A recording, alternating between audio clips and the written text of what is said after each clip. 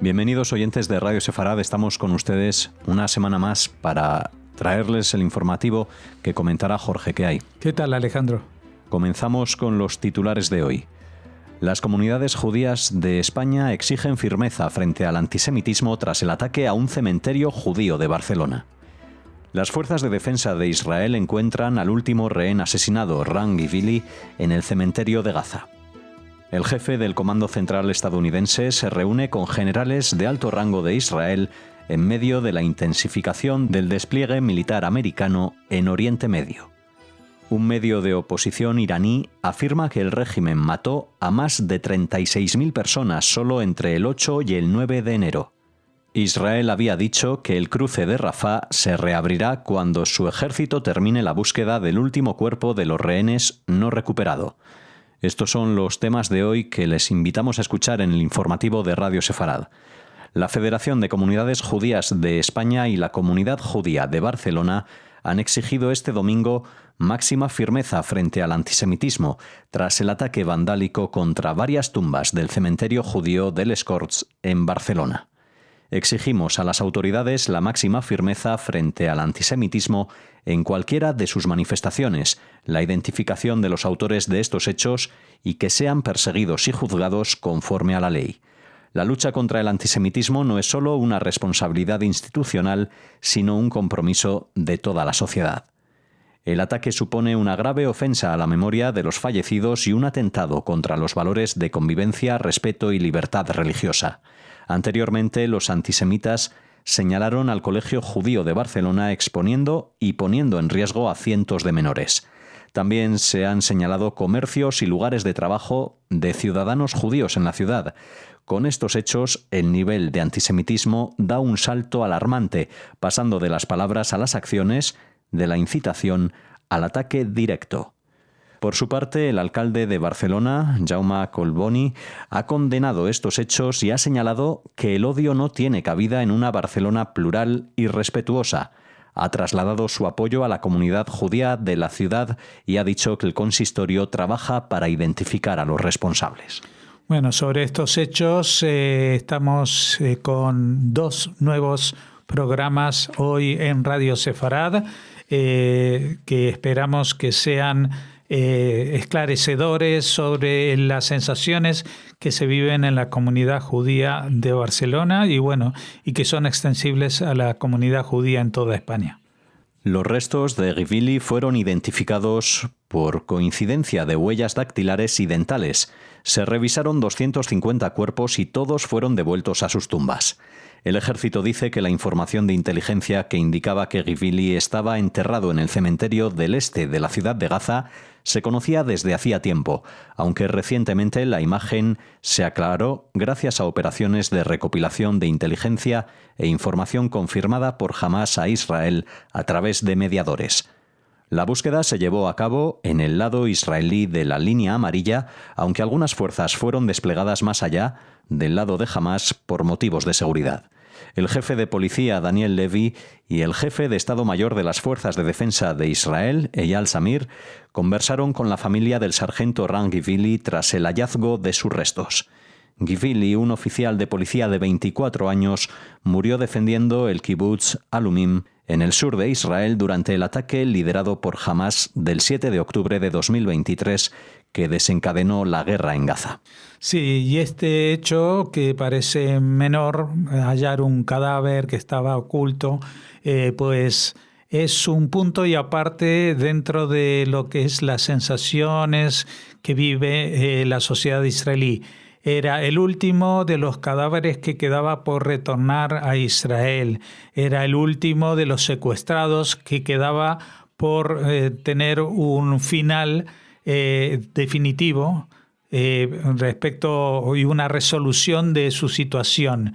La familia de Givili estaba muy atenta a lo que estaba haciendo Israel. Como comentamos en más de una ocasión, el ejército sí tenía noticias e informaciones, pero no tan claras como las que mantuvo o que obtuvo, mejor dicho, en estos últimos meses mediante interrogatorios a los detenidos del grupo terrorista Hamás, y con ellos llegó al convencimiento de que se encontraba en determinada zona, punto determinado de la ciudad, y que había sido enterrado, y allí se procedió a desenterrarlo y luego se volvieron a enterrar los otros restos que estaban junto a él en esa zona del cementerio, para que esto no alterara el respeto a los muertos por parte de los gazatíes.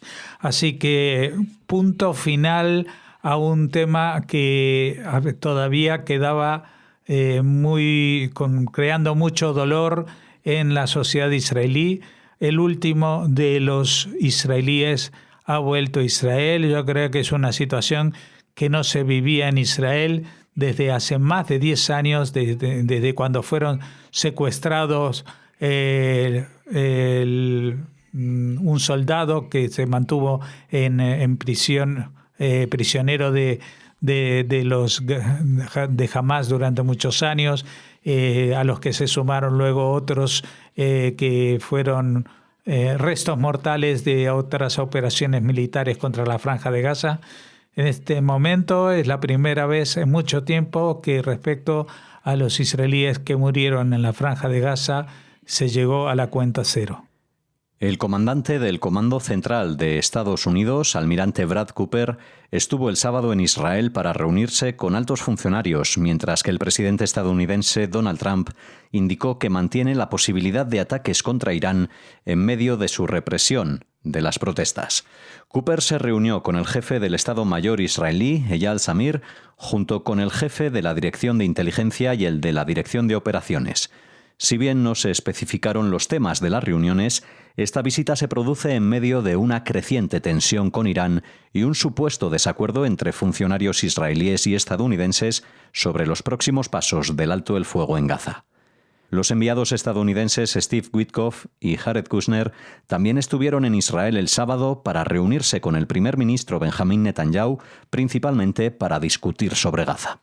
Bueno, aquí vemos que hay varios asuntos que coinciden, ¿no? Tenemos el tema de la Franja de Gaza. Los últimos, ya hemos hablado de que se ha recuperado el cadáver del último de los israelíes que había sido secuestrado, y Donald Trump ha anunciado el inicio de esa segunda fase de qué es lo que va a pasar con la Franja de Gaza, y esto de alguna manera también pone freno a las ambiciones o movimientos que tenía previsto hacer el propio Netanyahu para asegurar que jamás fuera debilitado, sino eliminado.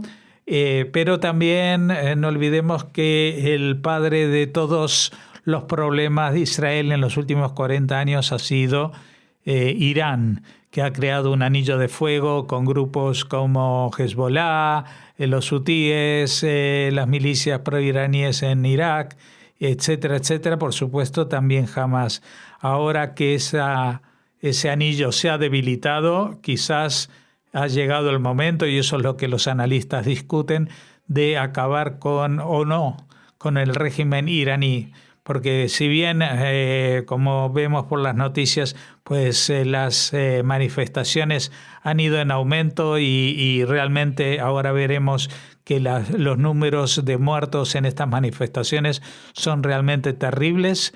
Lo que nos indica el conocimiento de la actitud del presidente Trump es que él no es tan amigo de hacer negociaciones políticas, sino de sacar la mayor ventaja de la debilidad de sus enemigos. Y en este momento creo que hubiera preferido al menos optar por una especie de doblegarse del poder de los ayatolás en Irán, dándoles a los americanos mayores beneficios económicos con la explotación del petróleo y otros recursos iraníes, pero que no estarían tan interesados en un cambio de régimen, que sería bastante dificultoso, aunque, bueno, también se habla de que quizás la resistencia del régimen iraní sea insoportable incluso para Estados Unidos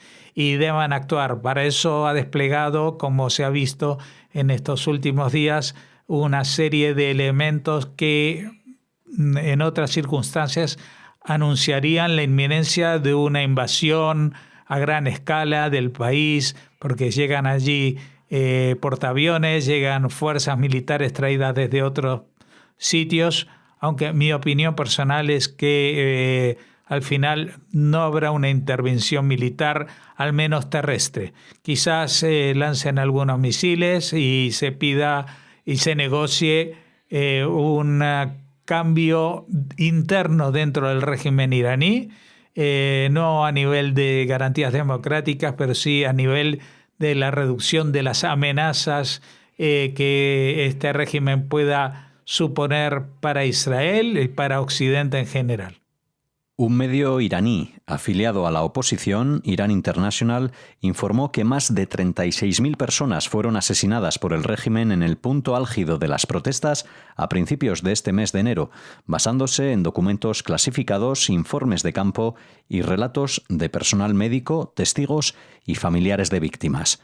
Según este medio, estas cifras convierten a la represión en la masacre más sangrienta de civiles durante las protestas callejeras en un periodo de 2 días en la historia. La mayoría de los asesinatos fueron cometidos por el cuerpo de la Guardia Revolucionaria Islámica y sus milicias aliadas Basij, aunque también se utilizaron agentes traídos de Irak y Siria.